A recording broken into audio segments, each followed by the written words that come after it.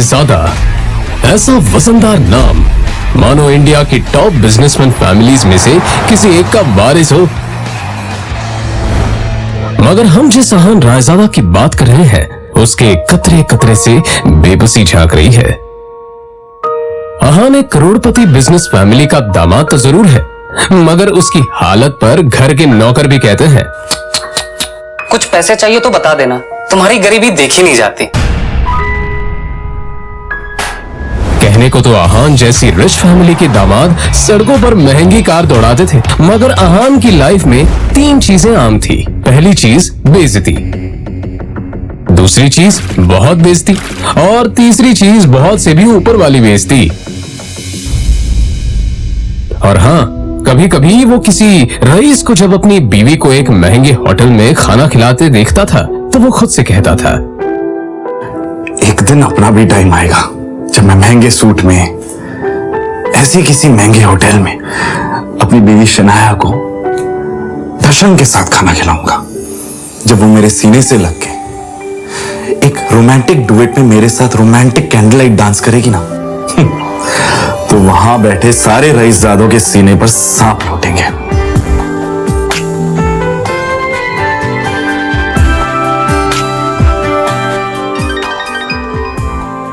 जरूर शनाया ने बहुत अहान चौंक कर उठ खड़ा हुआ। मोबाइल स्क्रीन पर देखा तो शगुन का फोन था। अहान के सारे सपने छूमंतर हो गए। शगुन अहान की बीवी शनाया की कजिन थी जो हमेशा ही अहान को नीचा दिखाने की कोशिश करती थी। मोबाइल की तरफ देखकर अहान ने बुरा सा मुंह बनाया और फिर कुछ सोचकर फोन उठा लिया। मेरे प्यारे जीजा जी, फोन नहीं उठाते आप? ये वो मैम। अच्छा वो सब छोड़िए, आप एक काम कीजिए, साहू ज्वेलर्स पे मेरा एक नेकलेस पड़ा है, मैंने ओनर को कॉल कर दिया है, वहाँ जाके नेकलेस कलेक्ट करके मेरे घर पे आइए। शगुन, मुझे बैंक जाना है और मैं बैंक जाने का तेवर किसी और को दिखाइएगा जीजा जी। वैसे भी आपको हमारे फैमिली के टुकड़ों पर ही पलना है ना? तो जितना काम कहा जा रहा है उतना कीजिए। और हाँ, नेकलेस के साथ में ओनर आपको 30,000 रुपए भी देगा, वो लेकर मेरे घर पे आ जाइए और 30,000 रुपए में से 1 रुपया भी कम नहीं होना चाहिए, समझे ना? देखो शगुन, आज तक मैंने कभी चोरी नहीं की है। और दूसरी बात यह कि अगर मुझ पर इतना डाउट है तो किसी नौकर को भिजवा के करवा लो। क्या है ना, बहस करने की इजाजत आपको है नहीं, तो जितना काम कहा जा रहा है उतना कीजिए। 1 घंटे के अंदर नेकलेस और पैसे लेकर मेरे घर आ जाइए। और फिर से कह रही हूँ, 30,000 रुपए में से 1 भी रुपया कम नहीं होना चाहिए। बाय। अरे है दीदी को बुलाओ यार, है दीदी।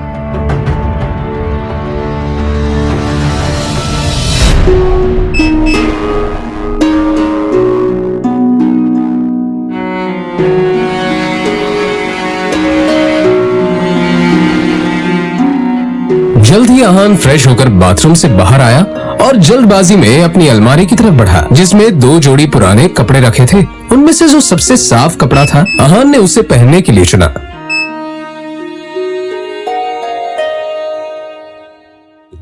तैयार होकर वो बाहर निकला और जैसे ही सामने देखा तो उसकी सांस यामिनी गिल अपनी कुछ सहेलियों के साथ पार्टी में व्यस्त थी। तभी यामिनी जी की एक सहेली ने अपने सैंडल की तरफ देखकर कहा, यामिनी, ये देखो ना, तुम्हारे आते आते मेरा बेल्ट टूट गया चप्पल का। अब मैं घर कैसे जाऊंगी? अरे इसमें टेंशन लेने वाली कौन सी बात है? तुम पार्टी एंजॉय करो, मैं नौकर से कह दूंगी, वो ठीक करवा कर लाएगा। ना ना, मैं नौकरों पे भरोसा नहीं करती। मेरी चप्पल महंगी है, तू एक बार टूट गई चप्पल तो मैं दोबारा पहनती नहीं हूँ। लेकिन क्या करूँ, घर भी तो जाना है ना। अहान उस तरफ से निकला ही था जब यामिनी जी की नजर उस पर पड़ गई। डोंट वरी, नौकर नहीं है, नौकर से थोड़ा ऊपर ही है, वो तुम्हारा काम अच्छे से करेगा। सुनो, ये चप्पल लो और इसे ठीक करा कर लाओ। तभी यामिनी जी की सहेली ने कहा, यामिनी, ये सब काम दामाद से अच्छा नहीं लगता। अरे तुम इतना टेंशन क्यों ले रही हो? वैसे भी इसे ये सब काम करने में बड़ा मजा आता है। तुम लोग को भी कोई काम हो तो बता दे रहा। दामाद है तो क्या हुआ, चप्पल भी ठीक नहीं करा सकता? कुछ तो करे, वैसे भी कुछ करता धरता तो है नहीं। ये बातें सीधा अहान के दिल पर आकर लगी, मगर अब उसे ये सब हमेशा ही सुनने की आदत हो गई थी। उसे याद था कि आज उसका बर्थडे है, मगर ये सिर्फ उसे ही याद था, बाकी किसी को भी इससे कोई मतलब नहीं था। शगुन का काम करने जा रहा। बहस मत करो, जो काम दिया है वो करके आओ। दामाद है तो दामाद की तरह रहो, भिखारी कहेगा। पता नहीं शनाया की जिंदगी में ऐसा क्या लिखा था कि तुम जैसा पति मिला है उससे। और अब यामिनी जी की सहेली ने अहान को उसकी टूटी हुई सैंडल की स्ट्रैप दिखाकर कहा, ये वाली चप्पल ठीक करना है, महंगी दुकान में ठीक करवाना, समझ में आया? कहते हुए उसने अहान का हाथ उठाकर सैंडल उसके हाथ में पकड़ा दिया।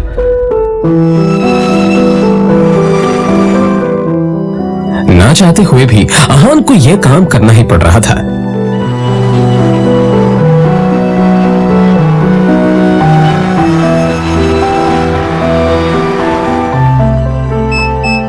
उसके मोबाइल पर उसकी बीवी शनाया ने मैसेज किया। ये मैसेज पढ़ते ही अहान के होठों पर एक स्माइल आ गई और उसकी पूरे दिन की टेंशन जैसे गायब ही हो गई। आज पहली बार शनाया ने उसे ऑफिस बुलाया था। एक वही तो थी उसकी जिंदगी में जिसकी मुस्कुराहट देखकर वो खुद को जिंदा रखता था। शनाया का चेहरा देखे बिना अहान को चैन नहीं मिलता था और उसके बस में होता तो शनाया की हर एक खुशी के लिए खुद को लाखों बार कुर्बान कर देता। रास्ते में अहान को एक फूलों की दुकान मिली।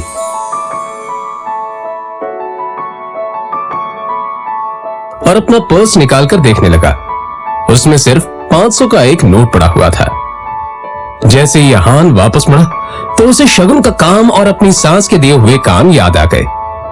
उसने एक नजर घूरकर उस सैंडल की तरफ देखा और कहा, माफ करना आंटीज और सासू माँ, आप लोगों को सादर प्रणाम। पर शनाया से बढ़कर मेरे लिए और कुछ नहीं है। थोड़ी सी डांट सुन लेंगे आपसे। और फिर उस पैसे से अहान ने शनाया के लिए फूलों का वो बुके ले लिया। आज वो पहली बार गिल कंस्ट्रक्शन के ऑफिस जा रहा था, जो कंपनी गिल खानदान की थी। ये सोचकर आज वो फूला नहीं संभाल रहा था कि वहां उसका अच्छे से स्वागत होगा कि तभी सामने से आने वाले एक आदमी से अहान टकरा गया। उसका नाम देव मल्होत्रा था। यू इडियट, दिखाई नहीं देता तुम्हें? पता नहीं कहां से मुंह उठाकर चले आते हैं। इस ऑफिस में तुम्हारी खड़े होने की भी औकात नहीं, और ऐसे टहल रहे हैं जैसे तुम्हारी खाले जी का घर है। कौन हो तुम? शायद देव मल्होत्रा ने भी उसके बदरंग कपड़ों से उसे नौकर या ऑफिस बॉय ही समझ लिया था। मल्होत्रा ने एक नजर नीचे पड़े बुके की तरफ देखा और फिर उसे अपने पैरों तले कुचल के बाहर निकल गया। अहान ने अपना सर झुकाए बस उस बुके की तरफ देखा। उधर शनाया अंदर से ये नजारा देख रही थी। तभी अहान की नजर शनाया पर पड़ी तो एक पल के लिए वो अपनी बेइज्जती भूल गया और वो शनाया के केबिन में दाखिल हो गया। वो शनाया की तरफ बढ़ा। अब जाने भी तो शनाया, जो हुआ मेरे साथ वो हुआ। और तुम इतना टेंशन क्यों ले रही हो? जो बात गई वो बात गई। तभी शनाया चीखते हुए बोली, दूर हटिए आप मुझसे, दूर हटिए। आप चले क्यों नहीं जाते मेरी जिंदगी से? नर्क बना रखी है मेरी जिंदगी। अहान को एकदम से झटका सा लगा। वो खुले मुंह से शनाया की तरफ देखता रह गया। तभी शनाया आगे बोली, पता नहीं कौन से बाबू की सजा मिल रही है मुझे। आप चाहते क्या? पापा ने हम दोनों की शादी जबरदस्ती करवाई थी, वरना आप तो कभी मेरे लायक थे ही नहीं। और आज भी आपको पति कहते हुए मुझे शर्म आती। अरे आज तो ड्राइवर नहीं था इसलिए आपको बुला लिया, पर मुझे क्या पता था कि मेरा पति इस काम के भी लायक नहीं है। यहां आकर आपने मेरे सबसे पुराने क्लाइंट मिस्टर मल्होत्रा को नाराज कर दिया है। अब कैसे होगा काम मेरा? आंखों में आंसू लिए शनाया ने आगे कहा, मैं जहां पर भी जाती हूँ आप मुझे बेइज्जती के सिवा और कुछ नहीं दे सकते। सिर्फ एक बदनुमा दाग बनकर रह गए आप मेरी जिंदगी पर। इतना कहकर शनाया केबिन के बाहर निकल आई। तभी रास्ते में पड़े बुके की तरफ देखकर शनाया ने कहा, क्या है ये सब? क्या गंदगी फैला रखी है यहाँ पर? फेंको इसे डस्टबिन में। फूल को अपने पैरों से कुचलते हुए आगे बढ़ गई।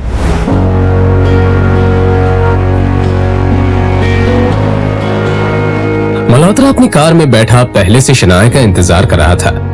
फिर आहान के सामने ही शनाया अपने क्लाइंट मल्होत्रा की कार में बैठी और बिजनेस के सिलसिले में वहीं से जा चुकी थी। तभी आहान के सामने काली रंग की कार आकर रुकी, जिसमें से एक अधेड़ उम्र का शख्स बाहर निकला। आहान उसे देखते ही चौंक गया, क्योंकि उसकी यहाँ आने की उम्मीद आहान को बिल्कुल नहीं थी। वो आदमी आहान के सामने आकर बोला, यंग मास्टर, एशिया की सबसे अमीर कंपनी और रायजादा ग्रुप के अरबों रुपए का बिजनेस एम्पायर आपका इंतजार कर रहा है। वक्त आ गया है कि आप आकर अपना बिजनेस संभालें।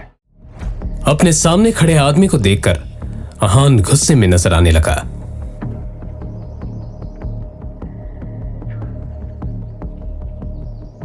मिस्टर विक्रम, आप यहां पर क्या कर रहे हैं? यंग मास्टर,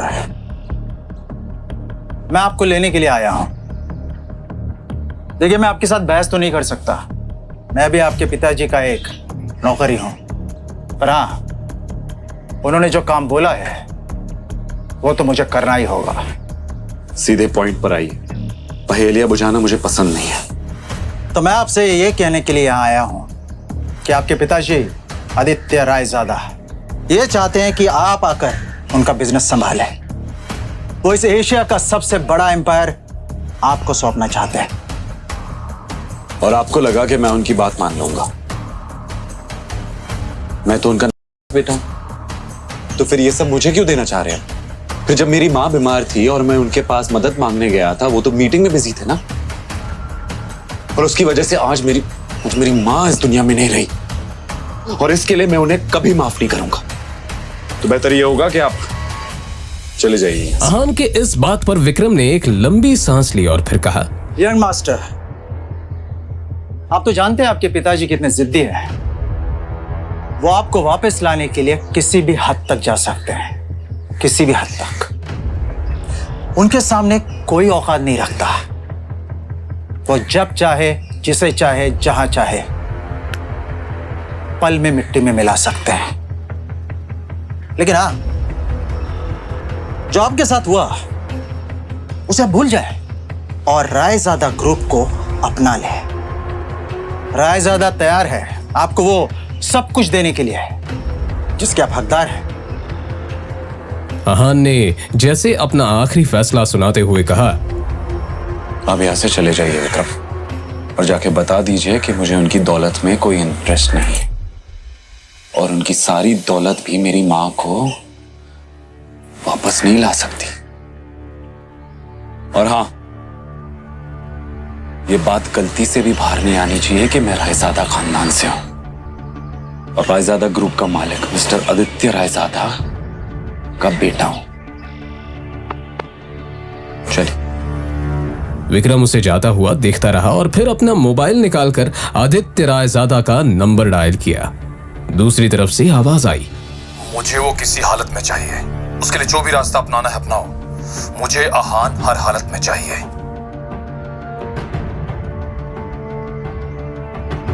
यंग मास्टर, आपको आना ही होगा। इधर आहान कुछ ही देर में अब अपने घर पहुंच चुका था। लगी घड़ी में देखा तो शाम के 7 बज चुके थे। अपने आसपास देखते हुए उसने कहा, तभी अचानक ही आहान का मोबाइल बज उठा। उसने स्क्रीन पर देखा तो यामिनी जी का फोन था। फोन उठाते ही दूसरी तरफ से आवाज आई, कहाँ थे तुम? हाँ, तुम्हें पता है ना, तुम्हारी वजह से मेरी सहेलियों के सामने मेरी कितनी बेइज्जती हुई है, और तुम्हारा फोन क्यों नहीं लग रहा है? हाँ, मैं अभी घर वापस आ गई हूँ। ये बताओ, तुम्हारा फोन क्यों नहीं लग रहा है? माँ जी, शनाया को लेने गया था, उसका फोन। तो फोन दो उसे, उसका फोन भी नहीं लग रहा है। लेकिन माँ जी, शनाया तो मेरे साथ नहीं आई। पर अभी तो तुमने कहा कि तुम उसे लेने गए थे। हाँ, मगर वो अपने किसी क्लाइंट के साथ। आहान का इतना ही कहना था कि तभी यामिनी जी उस पर चिल्लाते हुए बोली, रात होने को आई है और तुम कह रहे हो कि वो किसी क्लाइंट के साथ है। तुमने कुछ गड़बड़ की होगी, इसलिए तुम्हारे साथ वो आई नहीं। अच्छे दामाद तो तुम बन नहीं पाए, कम से कम अच्छी पति तो बनो। तुम्हारे पास 1 घंटा है, किसी भी तरह शनाया को ढूंढकर इस घर में वापस लाओ। आहान ने शनाया का नंबर डायल किया तो वो नहीं लग रहा था। अब सच में उसे शनाया की फिक्र होने लगी थी। Come on, Shanaya, pick up the phone. वो लगातार शनाया को फोन लगाता रहा मगर उसका फोन नहीं लगा। अब परेशान होकर अहान बाहर निकला।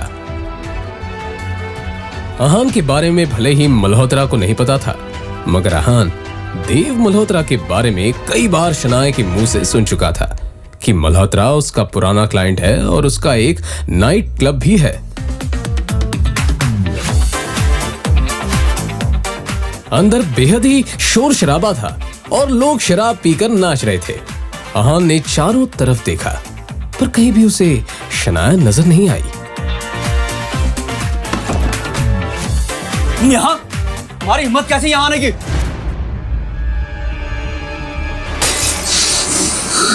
मिस्टर देव मल्होत्रा, मैं शनाया का पति हूं। जी तो कर रहा तुम्हें अभी के अभी जान से मार दूं, पर मेरे हाथ बंधे हुए हैं क्योंकि शनाया को तुम पर बहुत भरोसा है। अब तुम्हारे साथ क्या करना है ये शनाया ही डिसाइड करेगी। आउट।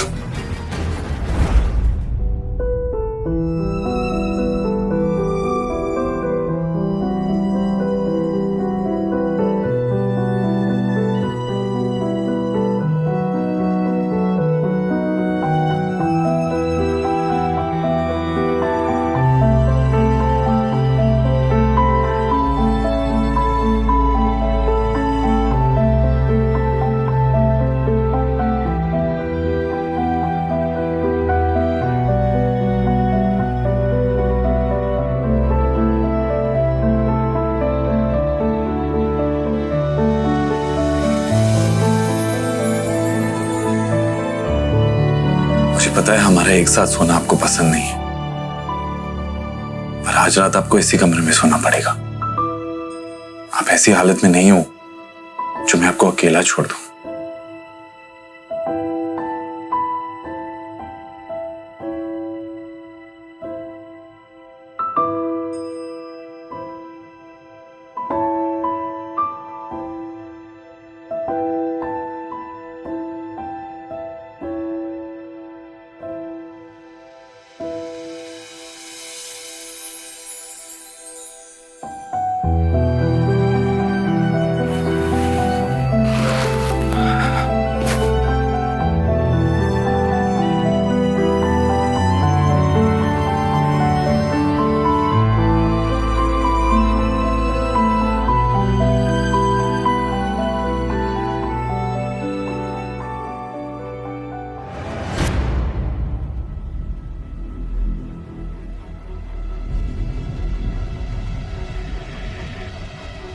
आपकी हिम्मत कैसे हुई मुझे अपने साथ सुलाने की?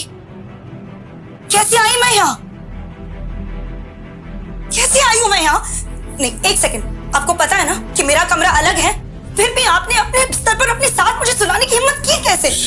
नहीं, क्यों किया आपने ऐसा? क्यों? शनाया, तुम कल रात को नशे में थी और मल्होत्रा से बचाकर मैं आपको यहाँ लाया, और आपको इस हालत में देखकर आपको अकेला छोड़ना मैंने सही नहीं समझा, बस इसलिए।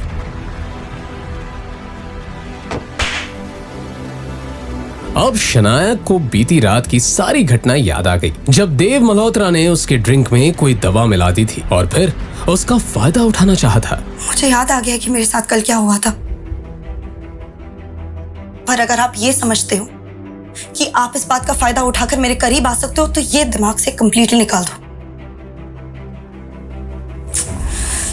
आपके चक्कर में मुझे याद ही नहीं रहा कि मुझे कितना जरूरी काम करना था। इस मल्होत्रा का तो कुछ करना पड़ेगा। मुझे पता ही नहीं था कि ये इतना घटिया इंसान निकलेगा।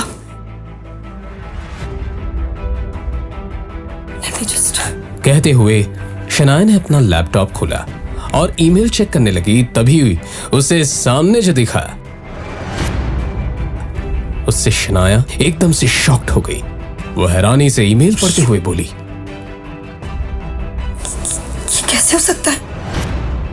इस ऑफिसर ने मेरे ड्रीम प्रोजेक्ट को अप्रूव करने से मना कर दिया।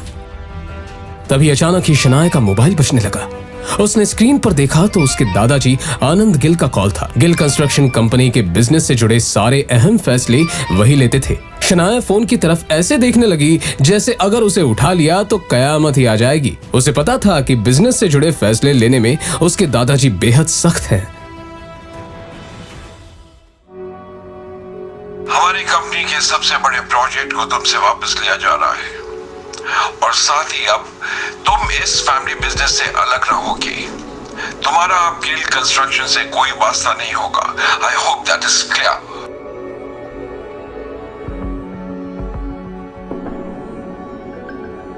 अब ये सब जो कुछ भी है मेरी सरदर्दी है और ये सब मैं खुद ही हैंडल कर लूंगी। इस एक मेल की वजह से मुझसे मेरा ड्रीम प्रोजेक्ट छीना गया।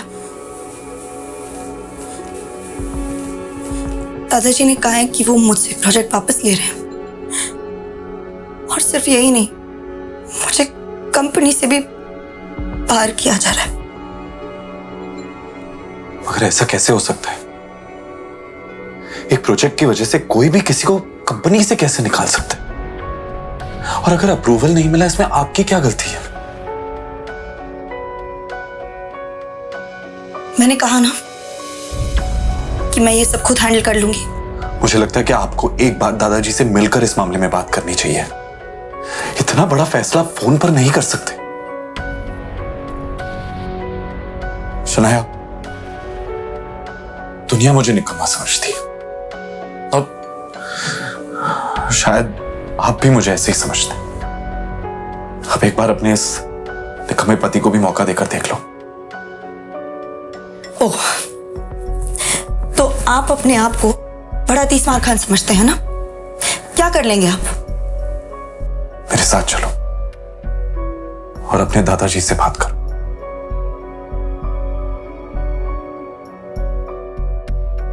चलो। कुछ ही देर में वो दोनों शनाया के दादाजी आनंद गिल के ऑफिस में थे। Shanaya, Aahan, sit down. देखो शनाया, बिजनेस के मामले में मैं बहुत साफ हूं। मैंने जो फैसला लिया है गुस्से में आकर नहीं और ना ही जज्बात में आकर लिया है। ये नई बिल्डिंग का प्रोजेक्ट गिल कंस्ट्रक्शन का बहुत बड़ा सपना था जो अब तक मुकम्मल नहीं हुआ। Why? दादाजी, I feel like क्योंकि तुमसे ये काम नहीं हो पा रहा। मैंने ये प्रोजेक्ट तुम्हारे कजन शौर्य को दे दिया है। आज से वो इस प्रोजेक्ट को हैंडल करेगा। तुम घर पर बैठकर आराम करो। पर दादाजी, ये प्रोजेक्ट मेरा सपना है दादाजी। मुझे नहीं पता क्या कमी रह गई जो हमें अप्रूवल्स नहीं मिले, बट आई प्रॉमिस यू किसी भी हाल में मैं अप्रूवल्स लेके रहूंगी। दादाजी प्लीज शौर्या को ये प्रोजेक्ट देने से पहले मुझे एक आखिरी मौका दीजिए प्लीज दादाजी। ठीक है, मगर ये काम आज ही होना चाहिए। I hope I am clear on that. जी दादाजी, एब्सोल्युटली।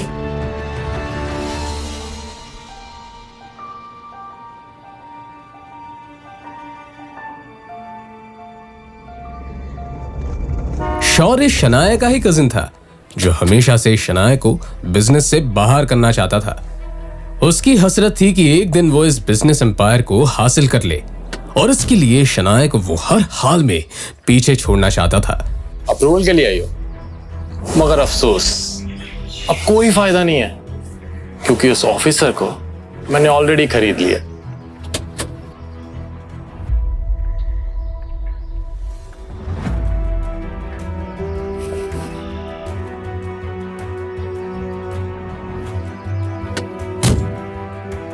लाइफ पे तो बड़ी मस्ती कर रहे थे। मिस्टर सक्सेना,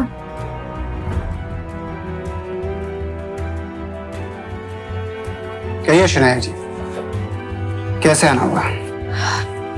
गिल कंस्ट्रक्शन की जो बिल्डिंग है उसके सारे डॉक्यूमेंट्स कंप्लीट हैं और हर जगह पर सारे नियमों का पालन भी किया गया है। बावजूद इसके हमें अप्रूवल नहीं मिला। क्या मैं आपसे पूछ सकती हूँ कि आपने ऐसा क्यों किया? मैंने इन्हें ऐसा करने बोला था। कामिनी, तुम यहाँ? हाँ, मैं यहाँ, मैं यही काम करती हूँ। और ये जिस सक्सेना से तुम बात कर रही हो ना, वो मेरा पति है शनाया। जब मुझे पता चला कि तुम्हें हमारे अप्रूवल की ज़रूरत है, तो मैंने ही इन्हें ऐसा करने से मना कर दिया। आज मेरा पति वो जगह पे है जहाँ वो तुम्हारा काम बना भी सकता है और बिगाड़ भी सकता है। लेकिन तुम तो बहुत पैसे वाली हो ना शनाया, तू जाओ करवा लो अपना काम, जिससे भी करवा सको। कामिनी, जो कुछ भी हुआ वो सब मेरी गलती थी।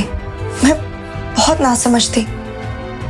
प्लीज अगर हो सके तो सब भूल जाओ। मैं नहीं भूल सकती शनाया, मैं नहीं भूल सकती उस दिन को शनाया, जिस दिन मेरी शादी तय हुई थी और ये बात मैं तुम्हारे साथ सारी सहेलियों को बता रही थी। और तुमने मेरे बेरोजगार पति के बारे में सुनकर सबके सामने उसका मजाक उड़ाया था और मेरा भी मजाक उड़ाया था। सारी सहेलियां हंस रही थी मेरे ऊपर और मैं रोते हुए वहां से आई थी। कामिनी देखो, वो सब मेरी नासमझी थी और मैं बहुत ज्यादा शर्मिंदा हूँ। शर्मिंदा होने से काम नहीं चलेगा शनाया। उस दिन का बदला तुम्हें आज चुकाना होगा। बेइज्जती के बदले बेइज्जती होनी चाहिए। मतलब ये तुम्हारा पति है ना, इसने आज तक कौन से झंडे गाड़ दिए शनाया? अरे इसकी तो मेरे पति के बराबर खड़े रहने की भी औकात नहीं है।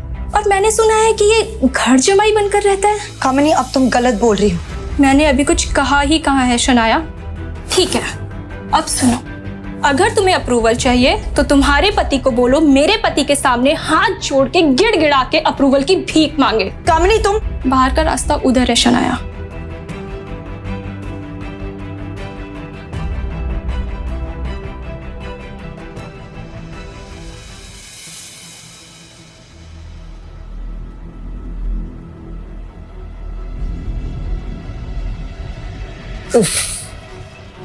शायद काम हुआ नहीं।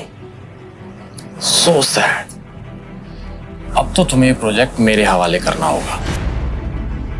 और तो और आनंद दादू की नजरों में भी अब तुम किसी काम की नहीं रही। अब तो तुम्हें ये कंपनी भी छोड़नी पड़ेगी। तुम बिल्कुल टेंशन मत लो, मैं हूं ना, मैं सब संभाल लूंगा।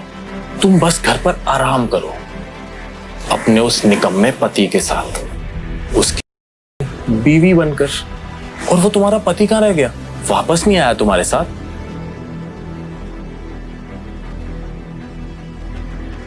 बाहर से शीशे के उस पार क्या हो रहा है ये साफ दिख रहा था। और फिर शनाया ने जो देखा उससे तो शनाया को झटका सा लगा। अंदर आहान सारे स्टाफ के सामने गिड़गिड़ा रहा था, अप्रूवल की भीख मांग रहा था।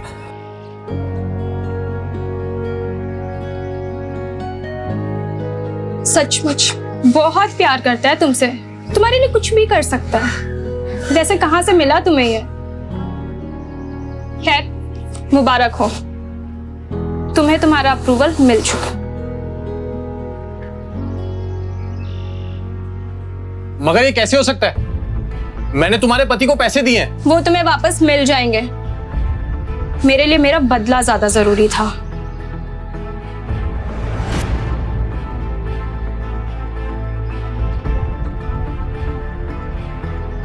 आप क्या समझते हैं खुद को? क्यों किया आपने ऐसा?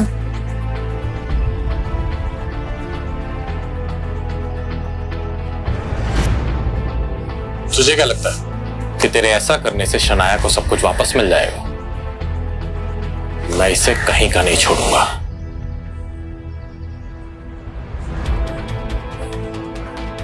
तू क्या? दुनिया में कोई भी शनाया का बाल तक बांका नहीं कर सकता। तो मगर कब तक साथ देगा तो शनाया का? देखता जा, मैं तेरा और शनाया का रिश्ता ही खत्म कर दूंगा। कोशिश कर ले, चल जाएगा।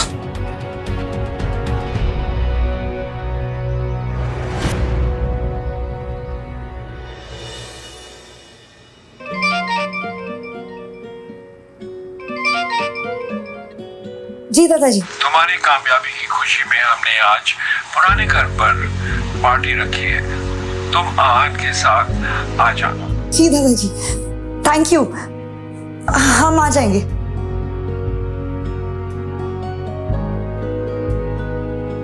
क्या हुआ? वो दादाजी ने पुराने घर में पार्टी रखी है और हम दोनों को बुलाया है।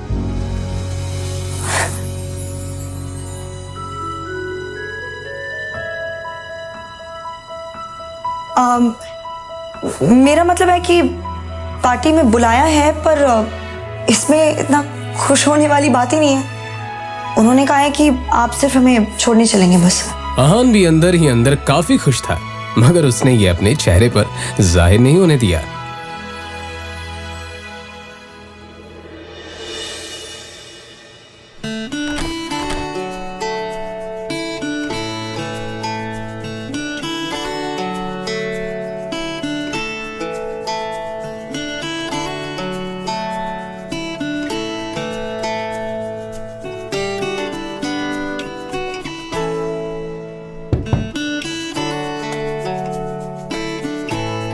इतना हैरान होने की कोई जरूरत नहीं है। अपने लिए कुछ कपड़े मंगवाए थे, पसंद नहीं आए। दुकानदार पैसे वापस ही नहीं कर रहा था, तो मैंने सोचा आपके लिए कुछ मंगवा।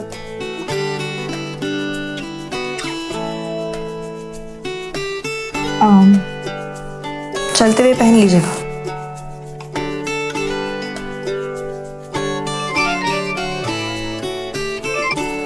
हाँ शगुन बोलो। शनाया, ये शॉपकीपर बोल रहा है कि तुमने आहान के लिए स्पेशल ऑर्डर देके सूट बनवाया है। क्या चल रहा है ये सब? तो मैं आहान के लिए कुछ करूं तो उसमें गलत क्या है? फोन रखो, बाद में बात करते हैं। शाम हो चुकी थी और सभी बड़े लोग पार्टी में आ चुके थे। आहान और शनाया को देखकर शौर्य और शगुन के मन में कुछ और ही चल रहा था। एक काम बोला था मैंने इस आहान को, वो भी नहीं हुआ इससे। आजकल बहुत सर पर चढ़कर नाच रहा है। इसके लिए मैंने खुद कुछ सोच रखा है, कुछ ऐसा जिससे जितनी ये जोड़ी खूबसूरत दिख रही है ना, उतना लोग इन पर थूके। उसके लिए मुझे तुम्हारा साथ चाहिए होगा। इस पार्टी में कुछ तो ऐसा करना पड़ेगा जिससे आहान और शनाया की बेइज्जती भी हो जाए और गलती भी आहान की हो। शौर्य, ऐसा होगा कैसे? इस गरीब सड़क छाप पे इतना महंगा सूट कुछ जम नहीं रहा है। शनाया, वेलकम बच्चा। Aahan, welcome to the party. Come let's have a drink. आ जाओ। शनाया भी पता नहीं आजकल इसे कुछ ज्यादा ही भाव देने लग गई है। पता नहीं क्या हो गया ऐसे। सही कहा, आजकल कुछ ज्यादा ही उछल रहा है। अब देखो मैं क्या करता हूं।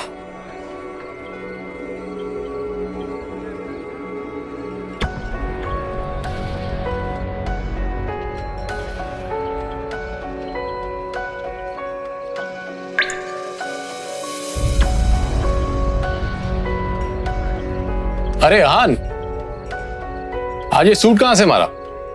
ओ, अब ये निकम्मा पति अपनी पत्नी के टुकड़ों पे पलने भी लगा है, वरना तुम्हारी इतनी औकात कहां कि तुम इतना महंगा सूट पहन सको। अरे जीजा जी, इसकी बातों का बुरा मत मानिए आप।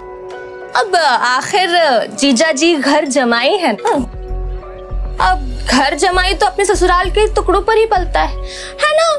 और आप अपनी पत्नी के पैसों पे ऐश कर रहे हो, तो इसमें गलत क्या है? अच्छा सॉरी, लेकिन शगुन, तुम्हें लगता है कि शनाया इससे प्यार करती है? तुम्हें ऐसा क्यों नहीं लगता? वो देखो, अपने पति को छोड़कर। हाँ, वो तो है। गौरव हमेशा से ही शनाया को पसंद करता था, मगर फिर उसकी शादी शगुन के साथ हो गई। बावजूद इसके गौरव अब भी कोई मौका नहीं छोड़ता था, इसलिए अब भी वो उस पर ट्राई करता रहता था। हाँ, ये बात अलग थी कि शनाया गौरव को जरा भी भाव नहीं देती थी। कम से कम आज के दिन तो शनाया को अपने पति को अकेला नहीं छोड़ना चाहिए था। जीजा जी, ओ छोड़िए ना, चलिए हम एंजॉय करते हैं। नहीं मैम, शराब नहीं। अरे कम ऑन आहान, कभी कभी ऐसी पार्टीज में ये सब चलता है। पी भी लो। अरे लो यार, P low. That's like a good boy. ओ जीजा जी, हमारे ग्लास से नहीं पियेंगे? इतना भेदभाव? चलिए come on finish it. Come on come on come on. You have to do this, you have to do this. Come on, come on. Bravo, जीजा जी।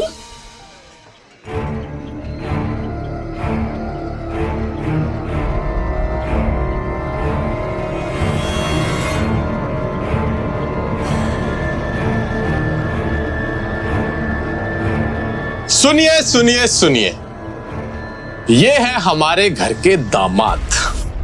इनमें बहुत सी खूबियां हैं और ये किस खानदान से है, इनका पेशा क्या है, आज ये सब बताएंगे कि इन्होंने क्या सोचकर हमसे रिश्ता जोड़ा।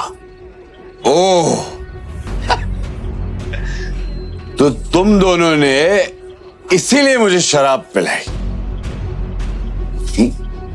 अब अगर इतनी जिज्ञासा हो ही रही है तो सुनो। साले साहब, पहले आपसे शुरू करते हैं। तुम ना एक नंबर के लालची और खुदगर्ज इंसान हो। गिल कंस्ट्रक्शन के भाग दौड़ को हासिल करना चाहते हो और इसीलिए तुम शनाया को अपने रास्ते से हटाना चाहते हो। अरे तुम तो हमारा रिश्ता भी तोड़ना चाहते हो। ये क्या बकवास कर रहे हो? चुप, बिल्कुल चुप, मेरी बात खत्म नहीं हुई अभी तक। हाँ, तो तुम इस बिजनेस को हासिल करने के लिए तरह तरह की चालें चलते हो। अपने बाप नीरज गिल के साथ मिलकर दादाजी की चपलूसी करते हो और उन्हें शनाया के खिलाफ भड़काते हो। Stop it. आखिर ये हो क्या रहा है यहाँ? दादाजी। वैसे भी दादाजी, आपका क्या कहना? दिखाने को तो आप शनाया को मौका देते रहते हो, लेकिन अंदर ही अंदर आप शौर्य को ज्यादा चाहते हो। इसीलिए तो आपका हर एक फैसला शौर्य के हक में और शनाया के खिलाफ होता है। You are disgusting. जाओ यहां से। आहान, अपनी हद में रहो। ये हमारे दादाजी हैं। तुमसे उम्र, रिश्ते और औहदे में सबसे बड़े हैं। शगन, ओ शगन, तुम्हारी कमी थी। क्या है, मुझे पता है कि शनाया के खिलाफ तुम और शौर्य अब एक हो चुके हो। आखिर तुम शौर्य के चाचा की बेटी जो हो। अंदर ही अंदर तुम एक दूसरे के बारे में जो भी कहो, पर जब बात शनाया की आती है, मुझे पता है कि तुम दोनों एक हो जाते हो। इसीलिए मुझे शराब पिलाई ताकि तुम मेरी बेइज्जती कर सको, है ना? पर तुम लाख कोशिश करो, मैं शनाया के साथ हूं और मेरे होते हुए शनाया का कोई कुछ नहीं बिगाड़ सकता। सच कहूं, शौर्य, तो एक शनाया ही है जो तुम सबसे ज्यादा टैलेंटेड है। सबका ख्याल करती है, सबका फिक्र करती है, लेकिन भेदभाव भी उसी के साथ हो रहा है। अपनी ये बकवास बंद करो। ऑलरेडी बहुत बेइज्जती करवा चुके हो तुम। निकल जाए यहां से। तू कल भी शनाया की जूती के बराबर था और आज भी वही है। आज तुम दोनों ने बेशर्मी की सारी हदें पार कर दी। किसी को नीचा दिखाने के लिए कोई इतना गिर सकता है, ये मैं पहली बार देख रही हूं। आज के बाद आहान को कुछ भी कहने से पहले एक बात याद रखना, ये मेरे पति हैं और जो तुम लोगों के लाख कोशिशों के बावजूद भी ना बदल नहीं सकते। इसलिए अगली बार आहान के साथ कुछ भी गलत करने की कोशिश की ना, तो मुझसे बुरा कोई नहीं होगा।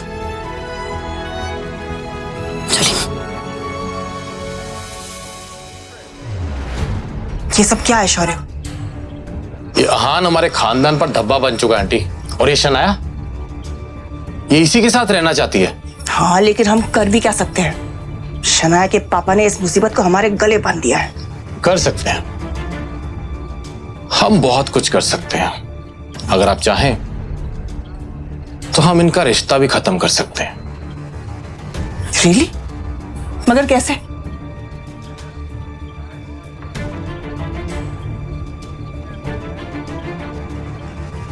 ठीक है, तुम्हें जो करना है तुम करो, लेकिन एक बात याद रखना, शनाया को कुछ नहीं होना चाहिए। आप फिक्र मत करिए, शनाया को कुछ नहीं होगा।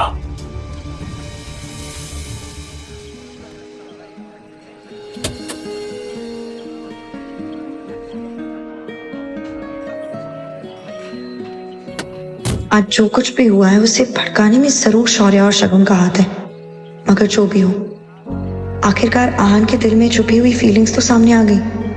अब मैं कॉन्फिडेंट हूँ कि आहान भी वही महसूस करता है जो मैं करती हूँ।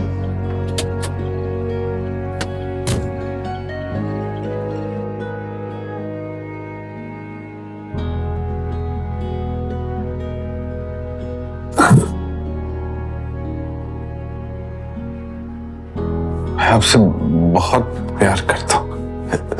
सॉरी, जो भी हुआ ना उसमें मेरी कोई गलती नहीं। सब ना हमें अलग करना चाहते, मगर मैं ऐसा होने नहीं दूंगा। मैं आपके साथ रहूंगा, आपको कभी अकेला नहीं छोड़ूंगा।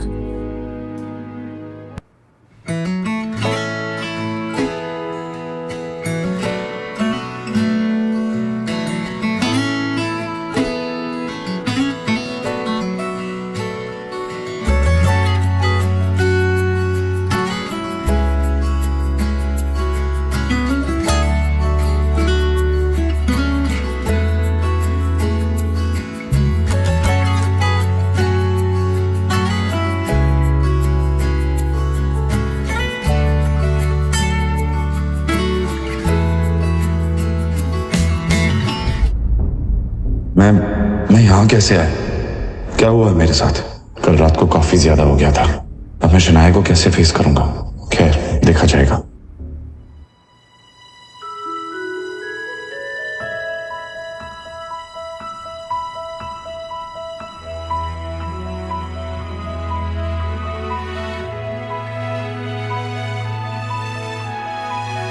Good morning. कल रात जो भी हुआ उसके लिए मैं बहुत शर्मिंदा हूँ। कल रात को आपको फिर से मेरी वजह से तकलीफ हुई, उसके लिए हो सके तो मुझे माफ कीजिए। कल रात के लिए I am really sorry. Coffee तो ले लो।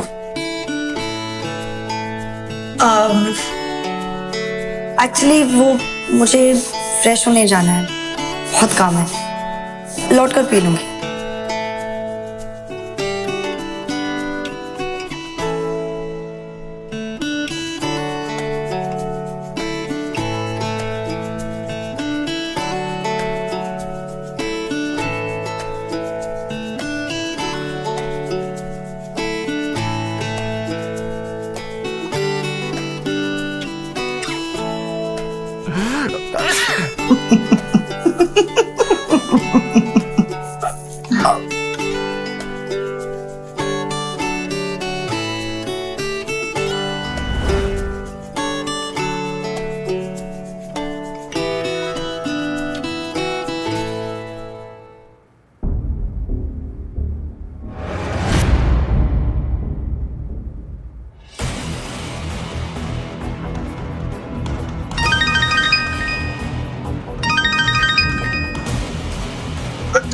विक्रम बोल रहा हूँ। अब आप क्यों फोन कर रहे हैं? अपने फैसले के बारे में क्या सोचा है यंग मास्टर? मैंने आपसे कितनी बार कहा है मेरा पीछा छोड़ दीजिए, मुझे बार बार फोन मत कीजिए। मैं नहीं चाहता कि कोई भी जाने कि मैं एक अमीर ज़ादा हूं। ये बात सीक्रेट ही रहनी चाहिए।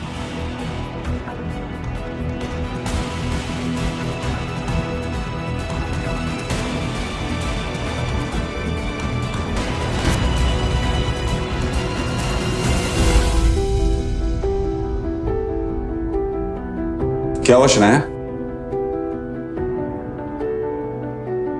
हाँ, वो कल रात को जो हुआ इसलिए। इट्स ओके, मुझे ऑफिस जाना है, इसलिए बार बार एक ही बात करना बंद कीजिए प्लीज।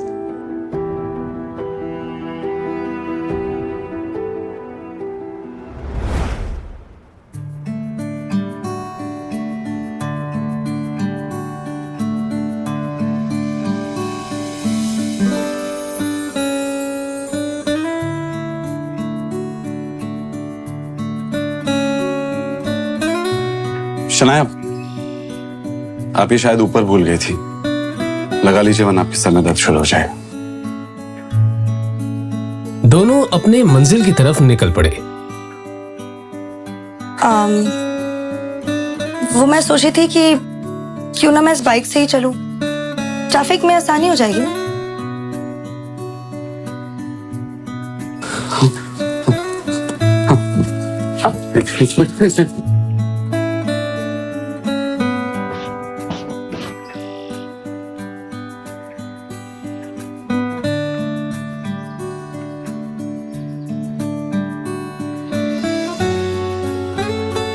बाइक पर बैठकर शनाया ने आहान के कंधे पर हाथ रखा तो आहान को एक अलग ही एहसास हुआ। शनाया का भी कुछ यही हाल था। आज वो दोनों पहली बार पूरे होश में एक दूसरे के इतने पास थे। आप चलेंगे या किसी और का भी इंतजार है?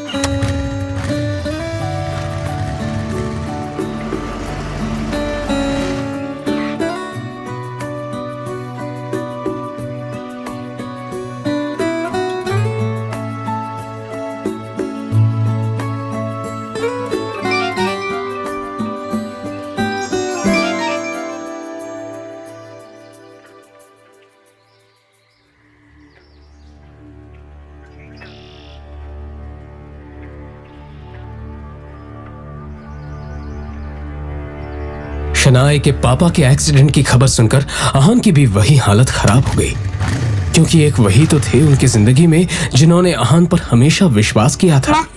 शनाया बेटा, तुम्हारे पापा उन्हें आईसीयू में रखा है। आप चिंता मत कीजिए, सब ठीक हो जाएगा।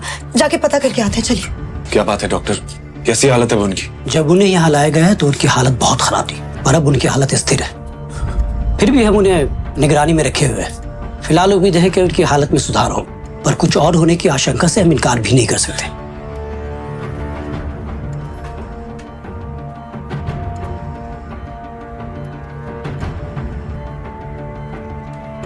आहान, शनाया और यामिनी जी का पूरा दिन कश्मकश में बीत गया। शाम होने को आई थी और अब भी वो सब हॉस्पिटल में मौजूद थे। शनाया की हालत आहान से देखी नहीं जा रही थी। तभी कुछ सोचते हुए आहान ने शनाया के पास जाकर कहा,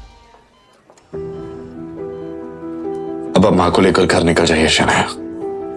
अंकल की देखभाल के लिए मैं यहाँ हूँ। जो भी होगा मैं आपको फोन करता रहूंगा।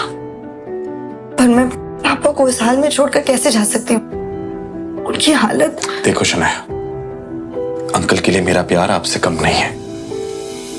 उन्होंने मेरे लिए जो कुछ भी किया है उसका एहसान मैं नहीं चुका सकता। वो मेरे लिए भगवान के समान है। इसलिए मैं कह रहा हूं, आप खुद पर ध्यान दीजिए और माँ को लेकर घर जाइए। मैं यहाँ पे सब कुछ संभाल लूंगा।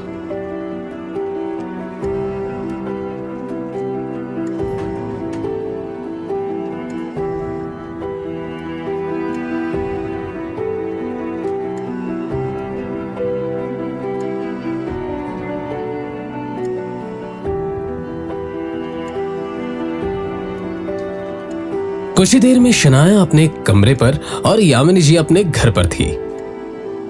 उधर आहान अभी हॉस्पिटल में एक जगह बैठा हुआ था जब डॉक्टर ने उसके पास आकर कहा, देखिए मिस्टर शेखर की हालत अचानक ही बहुत ज्यादा बिगड़ती जा रही है। जल्दी उनको ऑपरेशन करना होगा। डॉक्टर, आपने तो कहा था उनकी हालत स्थिर है, फिर अचानक क्या हो गया? इस बारे में हम कुछ भी ठीक से नहीं कह सकते, मगर उनका ऑपरेशन जल्दी नहीं किया गया तो उनकी जान को खतरा है। तो फिर डॉक्टर आपको किस बात का इंतजार है? आप ऑपरेशन शुरू कीजिए। ओके फाइन, मगर कुछ डॉक्यूमेंट्स है जो आपको भरने पड़ेंगे और साथ ही जाकर बिल काउंटर पर आप जाकर 15 लाख जमा करा दीजिए। मैं ऑपरेशन की जाकर तैयारी करता हूँ। ओके। 15 लाख की बात सुनते ही आहान टेंशन में नजर आने लगा। उसने शनाया को कॉल करने के लिए फोन निकाला ही था कि तभी उसके सामने विक्रम खड़ा दिखाई दिया, जो आहान की तरफ देखकर मुस्कुरा रहा था। उसे देखते ही आहान के दिमाग में ढेर सारे डाउट्स आ गए और वो विक्रम के पास जाकर बोला, आप यहाँ पे क्या कर रहे हैं? वैसे शनाया पैसे का इंतजाम आसानी से कर लेगी, लेकिन आपने ये सोचा है यंग मास्टर कि ये सब अपने आप कैसे हो गया? यह एक्सीडेंट तुम्हारे पापा के कहने पर ही करवाया गया है। आपकी हिम्मत कैसे हुई ये करवाने की? आदित्य रायजादा की हिम्मत इतनी ज्यादा है कि उनके एक इशारे पर शेयर मार्केट हिल सकता है। ये तो एक मामूली सा एक्सीडेंट है। ये आपने सही नहीं किया और इसकी कीमत आपको चुकानी ही होगी। बस 15 लाख की तो कीमत है और मैं वो पूरी देने के लिए तैयार हूं। रायजादा ग्रुप को अपना लो। वैसे भी इस कंपनी के सामने 15 लाख ऊंट के मुंह में हीरे समान है। ये पैसे तो तुम्हें देने ही होंगे, लेकिन अंकल के एक्सीडेंट का हिसाब मैं बाद में लूंगा, लेकिन तुम्हारी बात कभी नहीं मानूंगा। वैसे भी अगर मैं तुम्हें पैसे ना दूं तो तुम्हारा काम रुकेगा नहीं। शनाया है तुम्हारे पास, क्यों? लेकिन सोचो, अगर शनाया को यह पता चल जाए कि रायजादा खानदान के साथ ताल्लुक होना ही इस एक्सीडेंट की वजह है, तो क्या वो तुम्हें माफ करेगी? हाँ? तुम्हारा ये जो रिश्ता है धीरे धीरे सही हो रहा है, वो पूरी तरह खत्म हो जाएगा। सच में विक्रम ने बड़ी ही शातिर चाल चली थी और आहान को यह अफसोस हो रहा था कि अभी तक वो इस साजिश को समझ क्यों नहीं पाया था। और हाँ, तुमने अगर ना की तो तुम जानते हो अपने पिताजी को, ये सब यहां नहीं रुकने वाला। शनाया भी है ना। अब ऐसा कुछ नहीं करेंगे जिससे शनाया या उसकी फैमिली और मुसीबत में है। मैं आपकी बात मानने को तैयार हूं, लेकिन हाँ, ये बात बाहर नहीं आनी चाहिए कि मैं कौन हूं, और ये सब मेरी वजह से हुआ है।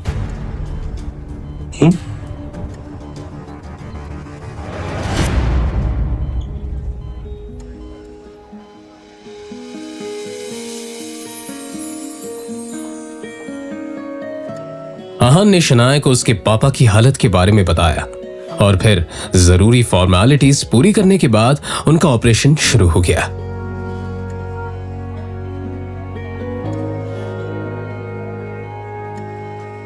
कुछ देर में डॉक्टर ने खबर सुनाई थी कि अब शेखर की हालत ठीक है।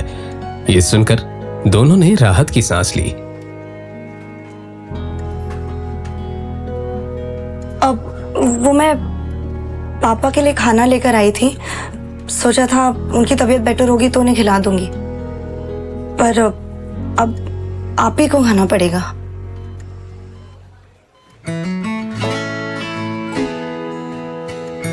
अब भिंडी की सब्जी है।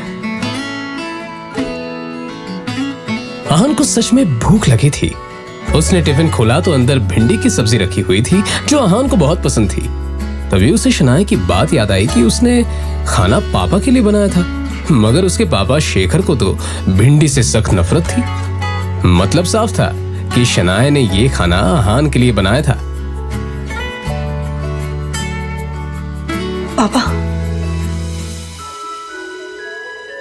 मैं देखा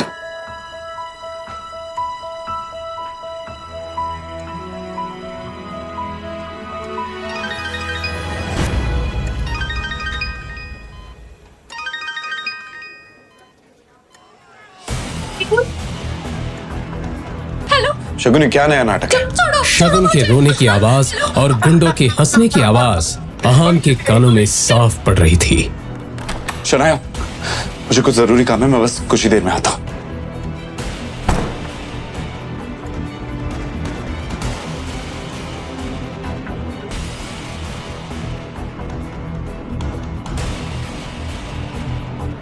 अचानक हुए इस हमले से आहान खुद को संभाल नहीं पाया।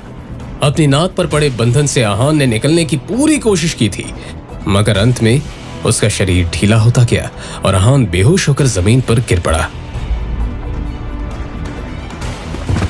जाहिर था आहान को रुमाल में लगे क्लोरोफॉर्म की मदद से बेहोश किया गया था, और फिर जैसे ही वो बेहोश हुआ, उसके सामने दो चेहरे आकर खड़े हो गए। उनका नाम शौर्य और शगुन था। दोनों के चेहरे पर एक विजयी मुस्कान थी। तभी शगुन ने शौर्य से कहा,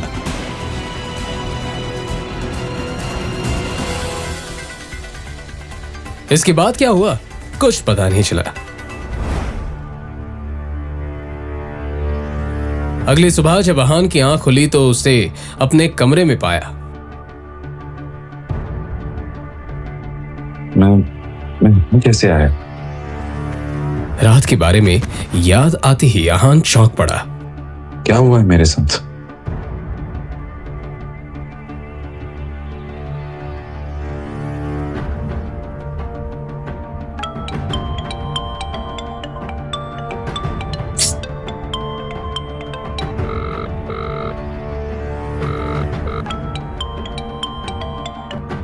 हेलो शगुन, ये क्या खेल चल रहा है? कहाँ हो तुम?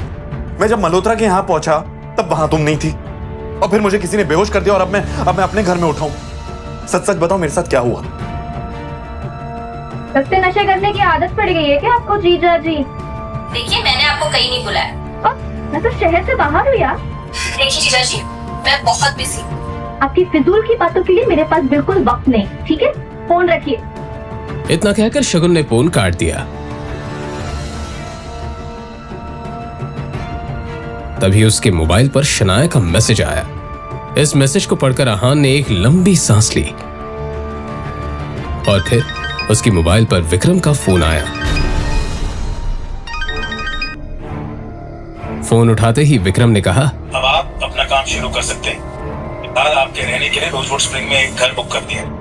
आप जाकर देख सकते हैं, मगर उस कार्तिक कोहली से बचकर रहना। वो बहुत ही चालाक है और अपना काम निकालने में काफी माहिर। रोजवुड स्प्रिंग के बारे में आहान ने बहुत सुन रखा था। एक फ्लैट की कीमत भी वहां 50 करोड़ से कम नहीं थी। उसे याद था कि शनाया को यह जगह बहुत पसंद थी। अरे ओ, रुको रुको, कौन हो तुम और इस तरह से अंदर क्यों जा रहे हो? वो मुझे यहाँ पे घर खरीदना है, बस वही देखने जा रहा हूँ। ए भाई, आजकल तो कोई भी ऐसे ही इधर मुंह उठा के चला आता है, और तुम्हारी तो इधर देखने तक की भी औकात नहीं है, और बातें बड़ी बड़ी कर रहे हो। चलो निकलो ऐसे, निकलो। एक तो किसी के कपड़े देखकर उसे जज करना गलत बात होती है, और यहाँ हर गेस्ट के साथ आप ऐसी बात करते हैं क्या? मुझे जाने दीजिए। अरे जाओ जाओ, निकलो, अपनी गाड़ी लेके निकलो, चलो। और फिर इस तरह से उनके बीच बात काफी बढ़ गई। आहान उसको थप्पड़ मारने ही वाला था कि तभी पीछे से एक आवाज आई। सर। आहान ने पलटकर उस तरफ देखा तो रोजवुड स्प्रिंग का मालिक कार्तिक कोहली खड़ा हुआ था। कार्तिक कोहली उन गार्ड्स के नजदीक आकर बोला, सर, इन्हें माफ कर दीजिए। इनकी तरफ से मैं आपसे सॉरी बोल। शायद तुम गेस्ट से बात करने की तमीज भी भूल चुके हो।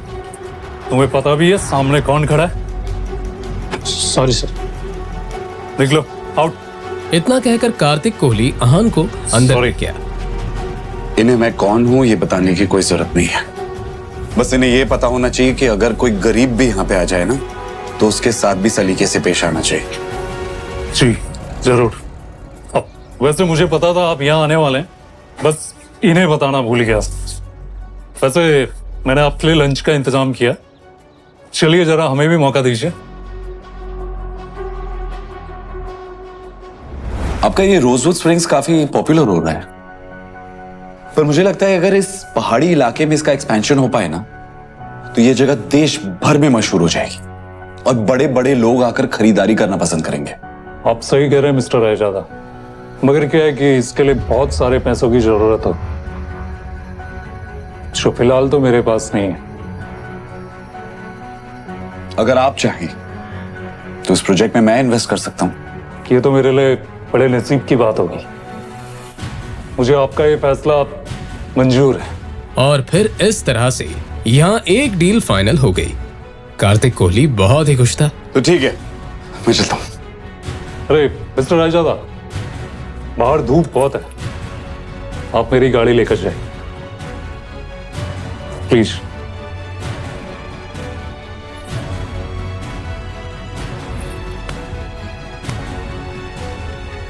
फिर आहान उस गाड़ी में बैठा और ड्राइव करते हुए निकल गया।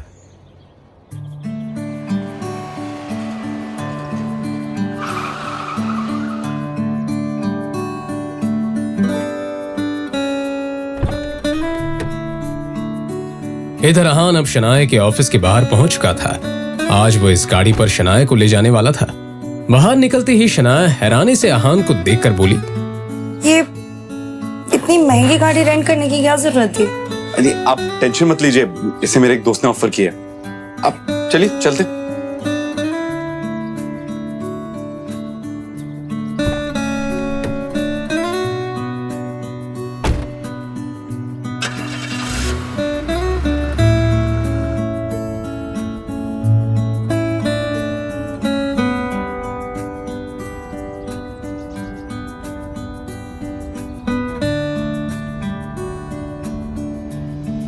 उनके बीच अभी खामोशी ही थी जब अचानक ही अहान के मोबाइल पर कोई मैसेज आया। अहान ने एक हाथ उठाकर देखा तो शौर्य का मैसेज था। उस मैसेज को खोलते ही अहान का हाथ लड़खड़ा गया। क्या हुआ? कुछ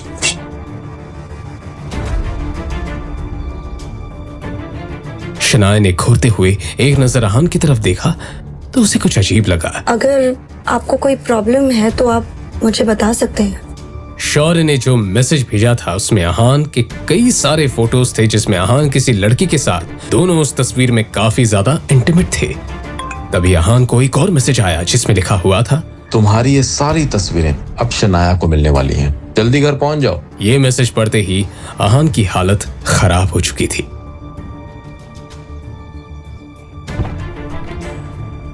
वही रुक जाओ।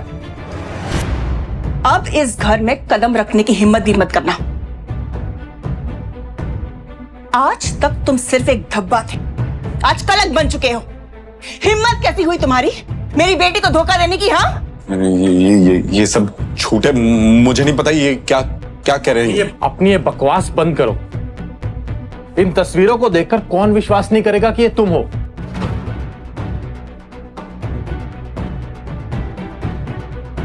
कहते हुए शौर्य ने मोबाइल शनाया के हाथों में दे दिया। शनाया हैरानी से सभी फोटो देखे जा रही थी।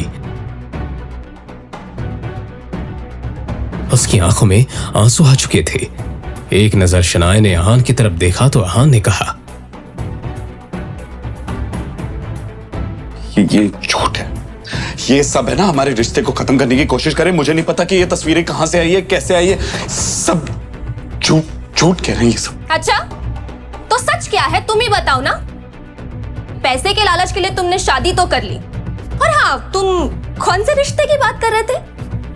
वो जो अब तक बना ही नहीं। शनाया आंखों में आंसू लिए सभी के चेहरे की तरफ देखे जा रही थी। शनाया, सामने डिवोर्स पेपर्स रखे हैं, चुपचाप साइन करो। अब इस आदमी के साथ मैं तुम्हें 1 मिनट के लिए भी बर्दाश्त नहीं कर सकती हूँ। फिर एक बार शनाया ने अहान की तरफ देखा। उसकी आंखों में आंसू देखकर अहान का दिल जोरों से धड़कने लगा।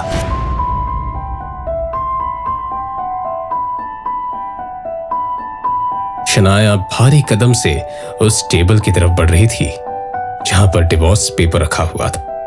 ये देखकर अहान का दिल जोरों से धड़कने लगा।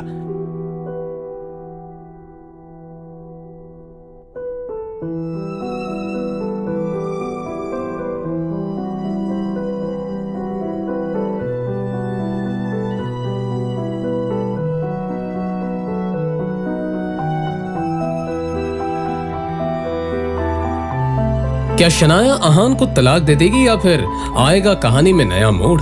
जानने के लिए बने रहिए इस कहानी के साथ सिर्फ और सिर्फ पॉकेट एफएम ऐप पर।